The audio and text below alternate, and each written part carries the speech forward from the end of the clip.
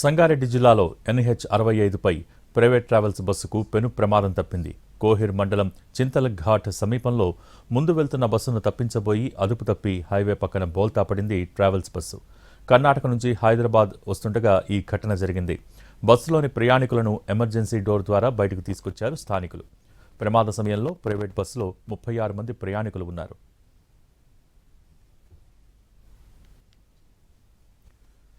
దీనికి సంబంధించి మరిన్ని డీటెయిల్స్ మా ప్రతినిధి శ్రీనివాస్ అందిస్తారు. ప్రస్తుతం మనతో ప్రైవేట్ ట్రావెల్స్ బస్సు ప్రమాదం నుంచి బయటపడ్డటువంటి ప్రయాణికులు ఉన్నారు. వారితో మాట్లాడే ప్రయత్నం చేద్దాం. అసలు చెప్పండి, అసలు ఏం జరిగిందండి? సార్, ఇది ముంబై నుంచి వస్తుంది bus sir. Dolphin private vehicle. నేను వాకడ్ పూణేలో ఎక్కాను. అయితే ఈ కర్ణాటక బార్డర్ దగ్గర బస్సు ఆగి అందులో డీజిల్ ట్యాంక్ ఫుల్ చేసుకున్నారు. కొంచెం దూరం రాగానే ఇంకో డ్రైవర్ ఎక్కిండు, చేంజ్ అయ్యిండు. వస్తూనే ఉన్నది. మేము అందరం నిద్రలో ఉన్నాము. 4:30 అరౌండ్ 4:40 అవర్స్లో సడన్గా ఇక సౌండ్ వచ్చింది దడదడని. మేము అందరం లోపలనే అరుస్తూనే ఉన్నాము. ఏది అక్కడ చూసే కదా అప్పటికే బస్సు కింద పడి ఉన్నది. అయితే డ్రైవర్ ఆ క్లీనరు దిగేసి వెనుక నుంచి డోరు తీయడానికి ప్రయత్నం చేశారు. మేము కూడా గ్లాసులు ఫ్రంట్ డోర్ దగ్గర గ్లాస్ బ్రేక్ చేసినాం. లోపల ఉన్న ఉన్న ప్రయాణికులు ఒకడు బ్యాక్ డోర్ను గ్లాస్ బ్రేక్ చేసి మేము ఒకరొకరం బయటికి వచ్చినాము. ఎవరికి దెబ్బలు ఏం తగలే, ఎవరికి ఏం తగలే. అందరం సేఫ్గా ఉన్నాం. ఒక పర్సన్కి మాత్రం ఈ కాళ్ళ దగ్గర ఇంజురీ, కొంచెం ఈ మన మాంసం బయటకు వచ్చినట్లు కనిపించింది. ఆయనకు అప్పుడే ఇమ్మీడియట్లీ అంబులెన్స్లో షిఫ్ట్ చేసి ఆయనకు హాస్పిటల్ పంపించారు. అందరు సేఫ్గా ఉన్నాం, ఎవరికి ఏం కాలే. తర్వాత డ్రైవర్ని అడిగితే డ్రైవర్ ఏమన్నారంటే, మేము వస్తుంటే సైడ్ ఇంకో ట్రావెల్ బస్సు నాకు సైడ్ చేయకుండా మొత్తం లెఫ్ట్కు దొబ్బేసిండు, లెఫ్ట్కు పుష్ చేసిండు. మనం రోడ్డు ఎడ్జ్కి దిగింది, కంట్రోల్ కాలే. అప్పటికే లోపలికి వచ్చి బస్సు బొల్తా పడ్డది అని చెప్పిండు. ఎంతమంది ఉన్నారు అసలు ఆ టైంలో? బస్సులో మొత్తం 50 నుంచి 60 మంది వరకు ఉన్నాం సార్.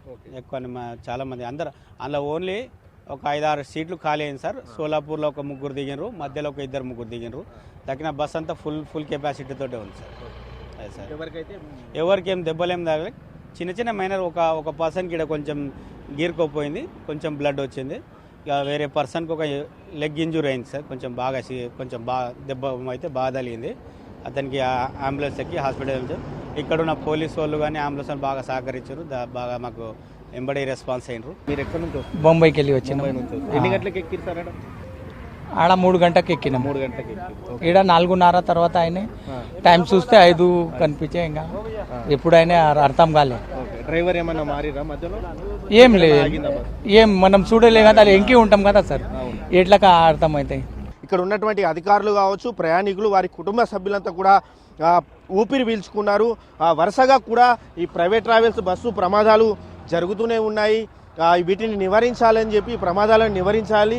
అదేవిధంగా ప్రైవేట్ ట్రావెల్స్ బస్సుల యజమానులపై కావచ్చు, ప్రైవేట్ ట్రావెల్స్లపై చర్యలు తీసుకోవాలని డిమాండ్ చేస్తూ ఉన్నా కూడా ఏమన్నా ప్రమాద ఘటనలు జరిగినప్పుడే చర్యలు తీసుకుంటున్నారు తప్ప ఆ తర్వాత కంటితుడుపు చర్యలాగా వాటిని వదిలేస్తున్నారు. వరుసగా ప్రైవేట్ ట్రావెల్స్ బస్సులు వరుసగా జరుగుతూ ఉన్నాయి.